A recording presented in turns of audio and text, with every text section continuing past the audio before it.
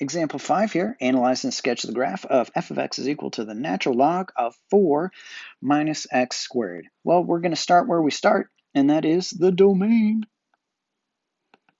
So to figure out its domain, we are talking about a natural log of stuff. It doesn't even matter. What can you not take the natural log of? And that is negative numbers and 0. Take a look at this graph right here. This is the natural log. You have a vertical asymptote right here at the y-axis. Can't be 0, and there's nothing over here in the negatives. So I'm going to take this quantity here, 4 minus x squared, and set it greater than 0. Not greater than or equal to, but just greater than 0. And then we have to solve this thing. I don't know about you, but I don't like to have my x squared be in negatives, so let's multiply everything by -1, switch the sign, switch the order. X squared minus 4 is less than 0. All right, and then you don't solve a quadratic inequality the same way you solve a quadratic equation, and instead you pretend it's a quadratic equation. X squared minus 4 is equal to 0. X squared is equal to 4, so x is equal to plus or minus 2 when we take the square root. And if you will recall from Algebra 2, you called these things critical numbers. Different kind of critical numbers. So we got 0, we got a positive 2, we got a negative 2, and we know that these have to be open circles around here. And all right, and then we have to decide, are we going to shade in between here, or are we going to shade on the outsides? Okay, well, one way to test it out is just to take the 0 that's right there and just plug it in here. If I plug in 0, that's gone. -4, is -4 less than 0? Sure is. So it's going to be the stuff that's in between here. Boop, boop, boop, boop. Or you could have gone, since x squared is on the left-hand side, this is a less than and. This is an and inequality, which makes a segment. So our domain is x such that -2 is less than x, which is less than +2. Okay, we don't have all real numbers this time. So the question naturally is, what is happening at each one of these boundaries, each one of these critical numbers? Is it a vertical asymptote or something? Who knows? I know what can help shine the light on it, and that is a limit. Let's take some limits here. Limit, as x approaches, let's do the -2. And this is going to be a one-sided limit because we are only approaching it from the right and not the left-hand side. So use this graph as like a little guide for your notation. This is going to be -2 from the right, plus sign there, of the natural log of x squared minus 2 plus 2 minus 4. No, it's not even right. It's not even close. How about 4 minus x squared? Okay, so we know that if we were to directly substitute in a -2 here, this would be a 4. 4 minus 4, that'd make this 0. Natural log of 0 is undefined, but it's not really a -2. It's something that's getting closer and closer to -2 from the right-hand side. So it's a little bit bigger than -2, which means that this is still going to be a positive number, but really super small. So really super small means that this is going to go down towards -infinity. Equals -infinity. Okay, by definition, calculus definition, this is a vertical asymptote.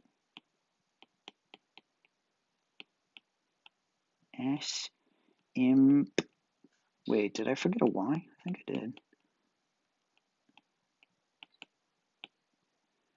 At x is equal to a -2. Okay, and then we repeat this same exact process as x approaches a +2. Almost look like another limit. Limit of a limit. Don't worry, we're not going to do that. Okay, so the same argument is going to hold here. If I stick in a +2, doesn't even matter. Oh, whoops. Let's come back up over here. So on this one, a one-sided limit, we're going to be approaching +2 from the left-hand side. So it should actually have this little superscript of a negative up there. Okay, So a number that's a little bit smaller than 2, I know that if I plug 2 in here, this is 0, natural log of 0 is undefined, but this is a little bit smaller than 2, which means that it's still a positive number, but super close to 0. Once again, we're going down to negative infinity. Another vertical asymptote, but this one is at x is equal to positive 2. So we have 2 vertical asymptotes, plus or minus 2. Let's graph them. Boop, boop, boop. Why was this graph grid so large when I didn't need all of the rest of that graph grid? I don't know. Who makes these things? Okay. How about some intercepts? Did I skip intercepts? Gonna do it now.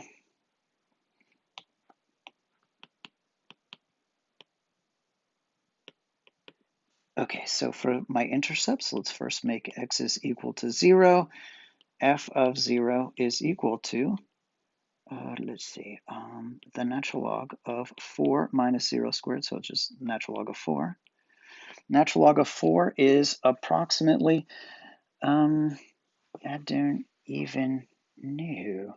All right, let's come back over here and go natural log, if I can find it.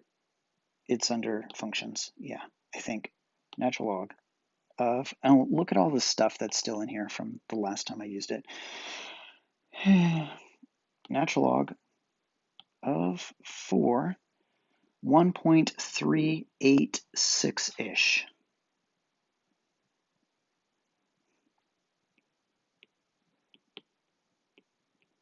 Okay, so we have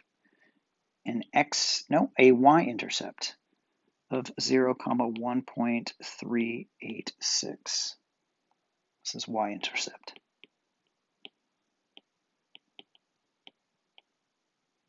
Let's graph it. Why not? Where's my graph grid?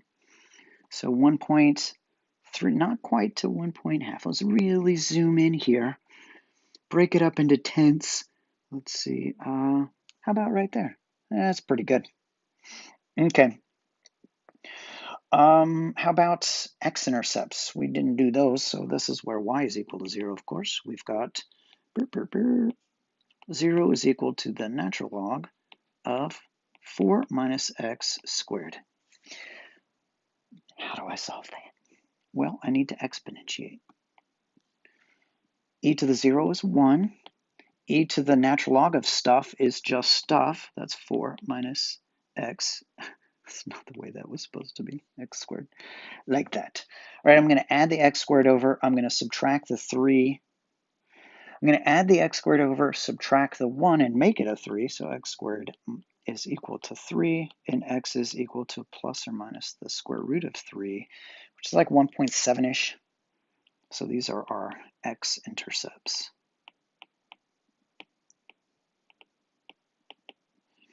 1.7-ish, a little bit more than half, and I wonder what this graph is going to look like. Do you think maybe it has some sort of symmetry? Let's see. Let's plug in a negative x here, so symmetry. Symmetry, yeah. F of negative x is equal to the natural log of 4 minus a negative x squared. So the squared and the negative is going to cancel out, giving us the natural log of 4 minus x squared again, which is equal to f of x. This is even. Even means that it has y-axis symmetry, which you could kind of see that like, did we even need that test? I think we could just eyeball it and be able to see it.